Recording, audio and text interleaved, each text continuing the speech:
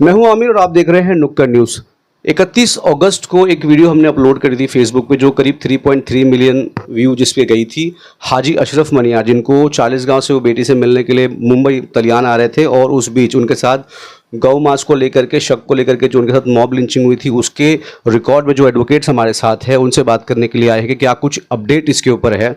बहुत वेलकम हमारे चैनल के ऊपर।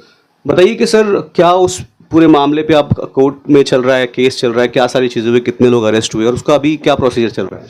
देखिए, ये जो केस रजिस्टर्ड हुआ था, ये 31 को इवेंट हुआ था। 2 सितंबर को ये एफआईआर बनी थी।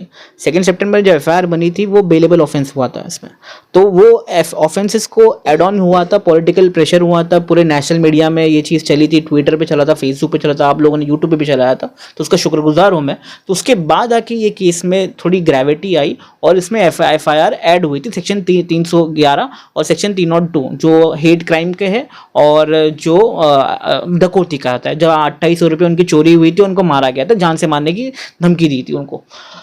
अब इसके बाद क्या हुआ, हमने एमएलसीज वापस कराई थी चाचा की, और 3 हॉस्पिटल जो वहाँ के थाने के हॉस्पिटल थे, कलवा के हॉस्पिटल थे, और उनके एट द एंड हमें उनको साइन हॉस्पिटल लेके गए, और साइन हॉस्पिटल में उनको आईसीयू में वो एडमिट है।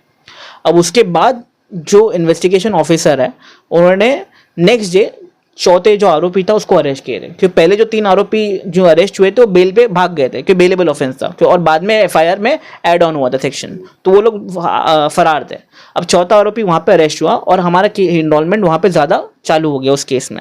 अब उस केस में हमने क्या किया, जब चौथा आरोपी अरेस्ट हुआ तो रेलवे कोर्ट जो कल्याण का है, वहाँ पे हमने इंटरवेंशन एप्लीकेशन फाइल किया। इंटरवेंशन एप्लीकेशन ये होता है कि कंप्लेनेंट जो है उसको पब्लिक प्रोसिक्यूटर मिलता है एज ए लॉयर, और हम पब्लिक प्रोसिक्यूटर को सपोर्ट कर रहे हैं इस केस में, इंटरवेंशन फाइल करते हैं। तो इंटरवेंशन फाइल करने के बाद हमने उसको 2 दिन की पुलिस कस्टडी दी, और पुलिस कस्टडी उसको ग्रांट हुई 2 दिन की, और 2 दिन की पीसी में एक और आरोपी का इन्फॉर्मेशन मिली और 5वां आरोपी पकड़ा गया। अब 5वां आरोपी पकड़ा गया, उसके बाद उसको भी 2 दिन की पुलिस कस्टडी मिली, और फिर उन दोनों को जुडिशियल इसमें भेजा गया, जुडिशियल कस्टडी में, जेसी में। आज लोग 20 दिन हो गए, आज भी लोग जेल में। तो टोटल 5 लोग थे। 5 लोग में से अभी कितने लोग कस्टडी में और कितने जो है रिहा हो गए अभी ये लेकर? टोटल इसमें आरोपी 10 से 12 है।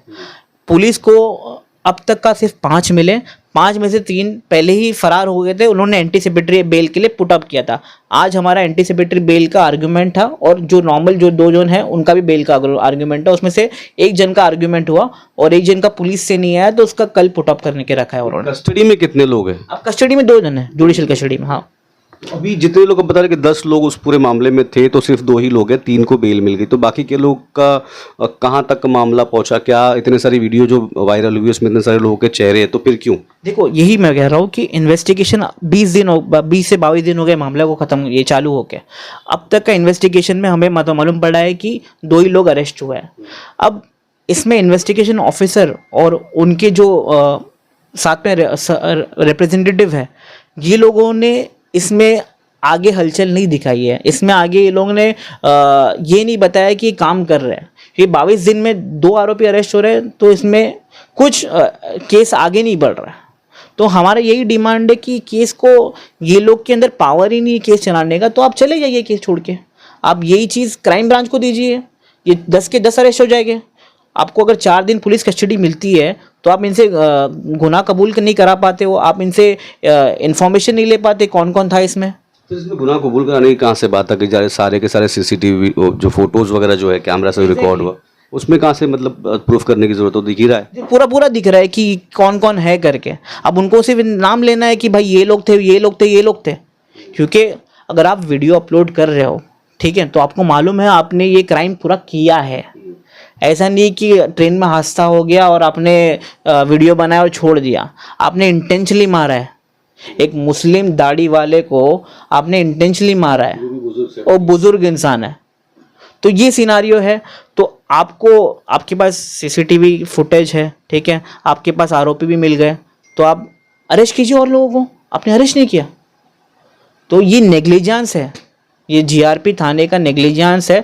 और इसलिए नेग्लिजेंस है क्योंकि उसमें से एक बंदा जो है वो कांस्टेबल का बेटा है, जो भी रेलवे पुलिस का है, आरपीएफ का। इससे पहले एक मामला हुआ था, एक जो जीआरपीएफ का ही बंदा था, उसने फायर कर दिया था, करीब लोग कुछ मुस्लिम को भी मार दिया था। उसके बाद फिर ये सारा इंसिडेंट, क्या मतलब कैसे देखते हैं इस मामले को कि मुस्लिम के साथ इस तरीके से हो रहा है और पुलिस वाले? मैं वही कह रहा हूँ ना कि हेट क्राइम इतना बढ़ चुका है और सबसे इजी जगह हो गई है ना वो ट्रेन हो गई है। आज मेरे बाप या आपके वालिद साहब या जो भी बुजुर्ग लोग हैं वो डरते हैं ट्रेन में ट्रैवल करने के लिए, गांव के ट्रेन में जाने के लिए। कुछ भी हो सकता है कि ये हादसे आते ही जा रहे और मुसलमानों के साथ क्यों? मेरा कहना यही है कि ये जो हेट जो है ये बंद हो जाए और रेलवेज जो ट्रेन जो बनी है ये रेलवे पुलिस की शायद मैं मानता हूँ ये इनकैपेबिलिटी है या इनकी इनकम्पेटेंसी है कि ये लोग ये चीज़ को हैंडल नहीं कर पा रहे हैं। अच्छा आबिद जी, मैं आपसे बताऊंगा, एडवोकेट आबिद सैयद हमारे साथ है इस केस में, जो केस देख रहे हैं। कौन लोग हैं जो इसको पॉलिटिकल रंग देना चाह रहे थे? जिस तरीके से अलग अलग राजनेता पहुंचे थे साइन अस्पताल में, मैंने देखा काफ़ी सारे पॉलिटिकल लोग। कौन लोग इसको राजनीतिक रंग देना और कौन क्रेडिट लेना चाह रहा है? वो क्रेडिट की बात है तो वहाँ के जो नियर बाय लोग हैं, मैं स्पेसिफिक एरिया का भी नाम नहीं लूँगा, वहाँ के भी लोग हैं और भी कुछ लोग हैं जिसको अपकमिंग जो असेंबली इलेक्शन को लेके अपने आप को प्रमोट करना या जो भी XYZ ऐसा दिखने में आ रहा है। अब पॉलिटिकल पे मैं कोई कमेंट नहीं करूँगा, बेसिकली मैं लॉयर हूँ। आप मुझे लॉ डिपार्टमेंट से जो भी रहेगा इसके अंदर लीगली जो भी आपको पूछना है आप पूछो, मैं बताता हूँ। लगता है आपको कि क्रेडिट लेना चाहिए एज जो इतना बड़ी गंभीर मसला जो नेशनल लेवल का मुद्दा बन गया, उस पर पॉलिटिकल क्रेडिट लेनी चाहिए? देखो, अगर ऐसी राजनीति कोई करता है, सस्ती राजनीति, तो मैं बोलूँगा ये बहुत ख़राब राजनीति। अगर आपको पॉलिटिक्स करनी है तो आप डेवलपमेंट करो, आप काम करो, आप अपने काम के बेसिस पे आप वोट मांगो ना। आप इस बेसिस पे कि भाई हमने फला कम्युनिटी को सपोर्ट किया, ये किया, वो तो मुझे नहीं लगता कि ये तो फिर आप किसी ना किसी तरीके से डिवाइड एंड रूल की बात कर रहे हो अगर देखा जाए तो। अच्छा, एडवोकेट सैफ और आबिद सैयद और एडवोकेट सैफ, क्या नेक्स्ट कदम रहेगा? क्या प्रोसीजर कहाँ तक का पहुँचा? क्या होगा इसके अंदर?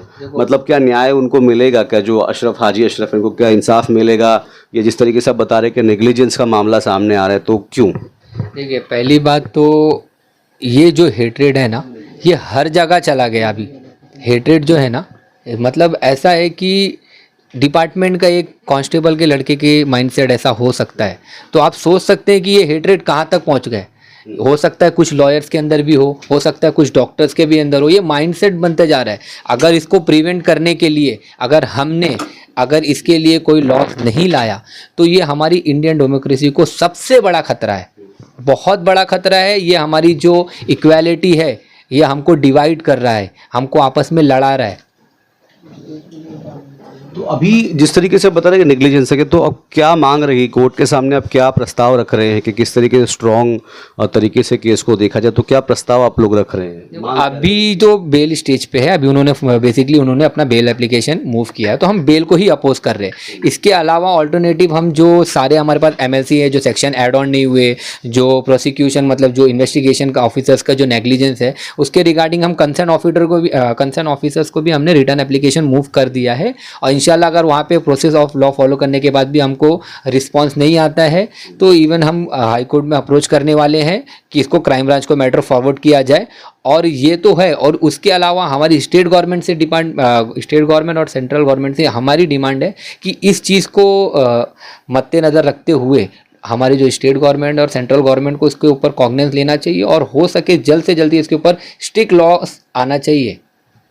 तो जिस तरीके से बात सुनी आपने, साफ तरीके से इनका कहना है कि कहीं ना कहीं GRPF जो GRP रेलवे प्रोटेक्शन फोर्स है उसका नेग्लिजेंस इस पूरे मामले में देखने को मिल रहा है। मांग ऐसी है कि इस केस को जो है क्राइम ब्रांच के हवाले किया जाए ताकि जो इसकी जो चीज़ें हैं वो सही तरीके से इसकी जांच हो। वहीं स्टेट गवर्नमेंट से भी ये रिक्वेस्ट रहेगी मेरी खुद की कि इस तरीके के ऑफेंस के ऊपर गंभीरता से ध्यान देने की ज़रूरत है, क्योंकि जो पब्लिक है वो पब्लिक ट्रांसपोर्ट से ट्रांसफ़र करती है और इस तरीके की जो हरकतें सामने आ रही है ये बहुत दुखदायक है। मैं आमिर, नुक्कड़ न्यूज़।